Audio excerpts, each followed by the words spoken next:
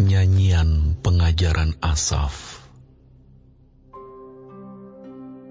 Pasanglah telinga untuk pengajaranku, hai bangsaku. Sendingkanlah telingamu kepada ucapan mulutku. Aku mau membuka mulut mengatakan amsal. Aku mau mengucapkan teka-teki dari zaman purbakala. Yang telah kami dengar dan kami ketahui, dan yang diceritakan kepada kami oleh nenek moyang kami. Kami tidak hendak sembunyikan kepada anak-anak mereka, tetapi kami akan ceritakan kepada angkatan yang kemudian. Puji-pujian kepada Tuhan dan kekuatannya dan perbuatan-perbuatan ajaib yang telah dilakukannya. Telah ditetapkannya peringatan di Yakub, dan hukum Taurat diberinya di Israel. Nenek moyang kita diperintahkannya untuk memperkenalkannya kepada anak-anak mereka, supaya dikenal oleh angkatan yang kemudian, supaya anak-anak yang akan lahir kelak bangun dan menceritakannya kepada anak-anak mereka, supaya mereka menaruh kepercayaan kepada Allah dan tidak melupakan perbuatan-perbuatan Allah, tetapi memegang perintah-perintahnya. Dan jangan seperti nenek moyang mereka, angkatan pendurhaka dan pemberontak, angkatan yang tidak tetap hatinya dan tidak setia jiwanya kepada Allah. Bani Efraim, pemanah-pemanah yang bersenjata lengkap, berbalik pada hari pertempuran. Mereka tidak berpegang pada perjanjian Allah dan enggan hidup menurut Tauratnya. Mereka melupakan pekerjaan-pekerjaannya dan perbuatan-perbuatannya yang ajaib yang telah diperlihatkannya kepada mereka. Di hadapan nenek moyang mereka, dilakukannya keajaiban-keajaiban. Di tanah Mesir, di padang Zoan, dibelahnya laut, diseberangkannya mereka, didirikannya air sebagai bendungan. Dituntunnya mereka dengan awan pada waktu siang, dan semalam suntuk dengan terang api. Dibelahnya gunung batu di padang gurun. Diberinya mereka minum banyak air, seperti dari samudera raya. Dibuatnya aliran air keluar dari bukit batu, dan dibuatnya air turun seperti sungai. Tetapi mereka terus berbuat dosa terhadap Dia, dengan memberontak terhadap Yang Maha Tinggi di padang kering. Mereka mencobai Allah dalam hati mereka, dengan meminta makanan menuruti nafsu mereka. Mereka berkata terhadap Allah, "Sanggupkah Allah menyajikan hidangan di padang gurun? Memang Ia memukul gunung batu, sehingga terpancar air dan membanjir sungai-sungai. Tetapi sanggupkah Ia memberikan roti juga? Atau menyediakan daging bagi umatnya?"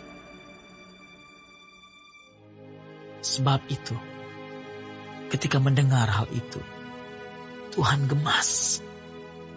Api menyala menimpa Yakub, bahkan murka bergejolak menimpa Israel.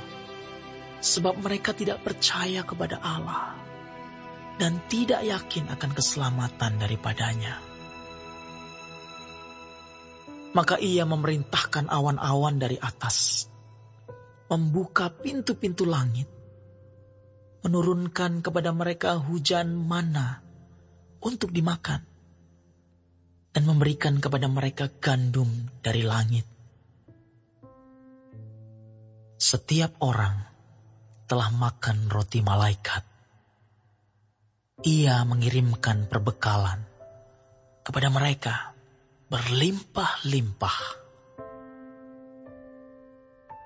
Ia telah mengembuskan angin timur di langit dan menggiring angin selatan dengan kekuatannya.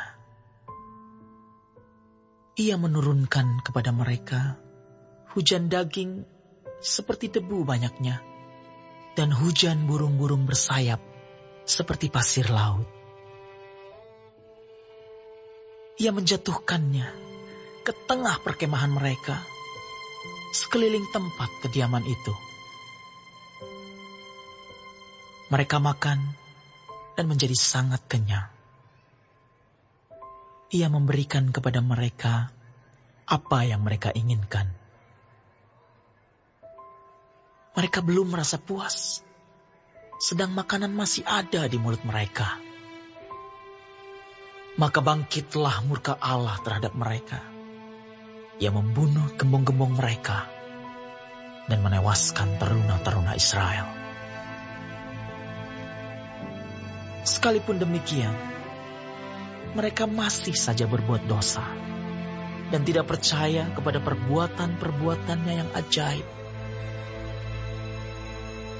Sebab itu, ia membuat hari-hari mereka habis dalam kesia-siaan dan tahun-tahun mereka dalam kekejutan. Apabila ia membunuh mereka, maka mereka mencari dia. Mereka berbalik dan mengingini Allah. Mereka teringat bahwa Allah adalah gunung batu mereka dan bahwa Allah yang Maha Tinggi adalah penebus mereka. Tetapi mereka memperdaya dia dengan mulut mereka, dan dengan lidahnya mereka membohongi dia. Hati mereka tidak tetap pada dia, dan mereka tidak setia pada perjanjiannya. Tetapi ia bersifat penyayang. Ia mengampuni kesalahan mereka dan tidak memusnahkan mereka. Banyak kali ia menahan murkanya dan tidak membangkitkan segenap amarahnya. Ia ingat bahwa mereka itu daging, angin yang berlalu, yang tidak akan kembali. Berapa kali mereka memberontak terhadap dia di padang gurun dan menyusahkan hatinya di padang belantara.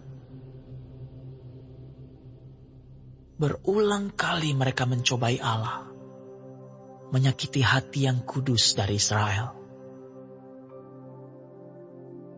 Mereka tidak ingat kepada kekuasaannya, kepada hari ia membebaskan mereka daripada lawan, ketika ia mengadakan tanda-tanda di Mesir dan mujizat-mujizat di padang Zoan.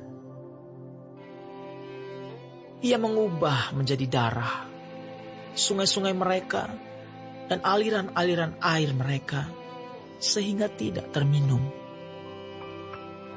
Ia melepaskan kepada mereka lalat pikat yang memakan mereka dan katak-katak yang memusnahkan mereka. Ia memberikan hasil tanah mereka kepada ulat dan hasil jerih payah mereka kepada belalang.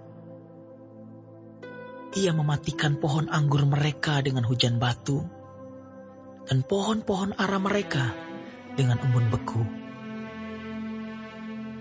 Ia membiarkan kawanan binatang mereka ditimpa hujan es dan ternak mereka disambar halilintar. Ia melepaskan kepada mereka murkanya yang menyala-nyala, kegemasan, kegeraman dan kesesakan, suatu pasukan malaikat yang membawa malapetaka. Ia membiarkan murkanya berkobar. Ia tidak mencegah jiwa mereka dari maut. Nyawa mereka diserahkannya kepada penyakit sampar. Dibunuhnya semua anak sulung di Mesir. Kegagahan mereka yang pertama-tama di kemah-kemah Ham. Disuruhnya umatnya berangkat seperti domba-domba.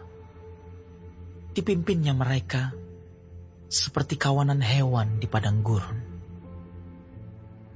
Dituntunnya mereka dengan tenteram, sehingga tidak gemetar, sedang musuh mereka dilingkupi laut.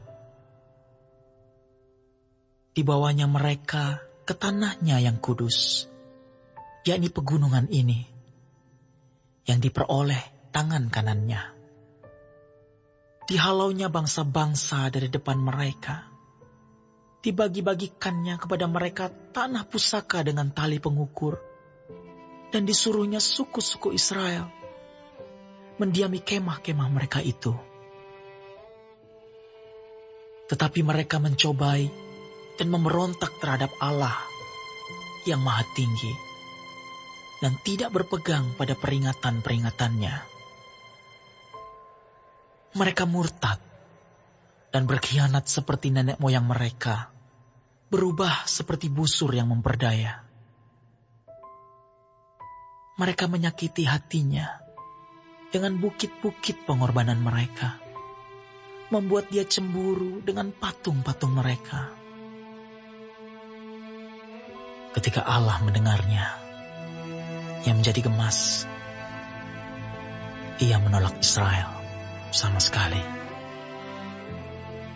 Ia membuang kediamannya di Silo, kemah yang didiaminya di antara manusia. Ia membiarkan kekuatannya tertawan. Ia membiarkan kehormatannya jatuh ke tangan lawan. Ia membiarkan umatnya dimakan pedang. Dan gemaslah ia atas miliknya sendiri. Anak-anak teruna mereka dimakan api. Dan anak-anak darah mereka tidak lagi dipuja dengan nyanyian perkawinan. Imam-imam mereka gugur oleh pedang, dan janda-janda mereka tidak dapat menangis. Lalu terjagalah Tuhan, seperti orang yang tertidur, seperti pahlawan yang siuman dari mabuk anggur. Ia memukul mundur para lawannya. Ia menyebabkan mereka mendapat celah untuk selama-lamanya. Ia menolak kemah Yusuf, dan suku Efraim tidak dipilihnya. Tetapi ia memilih suku Yehuda, gunung Sion yang dikasihinya. Ia membangun tempat kudusnya setinggi langit, laksana bumi yang didasarkannya untuk selama-lamanya. Dipilihnya Daud hambanya. Diambilnya dia dari antara kandang-kandang kambing domba. Dari tempat domba-domba yang menyusui didatangkannya dia untuk mengembalakan Yakub umatnya dan Israel miliknya sendiri. Ia mengembalakan mereka dengan ketulusan hatinya dan menuntun mereka dengan kecakapan tangannya.